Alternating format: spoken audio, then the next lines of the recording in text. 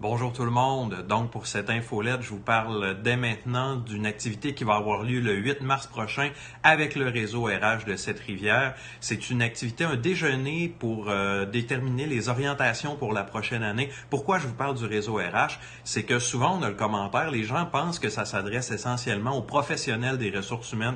Eh bien non, on vous invite particulièrement à devenir membre du réseau si vous êtes dans une petite entreprise qui n'a pas nécessairement la capacité d'avoir un service de ressources humaines ou un expert dédié aux ressources humaines.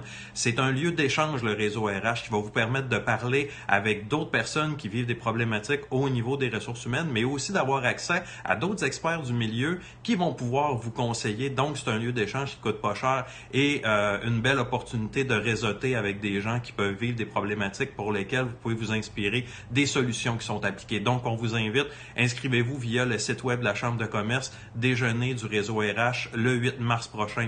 Et maintenant, la semaine prochaine, le 28 février, on vous invite aussi à assister à une demi-journée de conférence avec des gens du ministère, de différents ministères provinciaux qui vont venir à Sept-Îles, à l'hôtel Sept-Îles, pour parler des meilleures façons de faire affaire avec le gouvernement provincial. Donc, très intéressant si vous, dans vos activités d'affaires, vous avez à faire des tractations avec le gouvernement, ça va être l'endroit à être. Encore une fois, vous pouvez passer par l'infolette ou par le site web de la Chambre pour vous inscrire. Et finalement, je vous invite à faire comme plusieurs personnes ces derniers temps. Si vous avez des besoins d'information ou de formation, téléphonez-nous à la Chambre de commerce. On a eu des demandes notamment pour avoir des informations sur les meilleures façons pour faire venir des travailleurs immigrants dans les entreprises. On a eu aussi sur la réforme des normes du travail qui s'en vient, qui va sûrement avoir des impacts sur les entreprises et sur les impacts pour les entreprises de la légalisation du cannabis.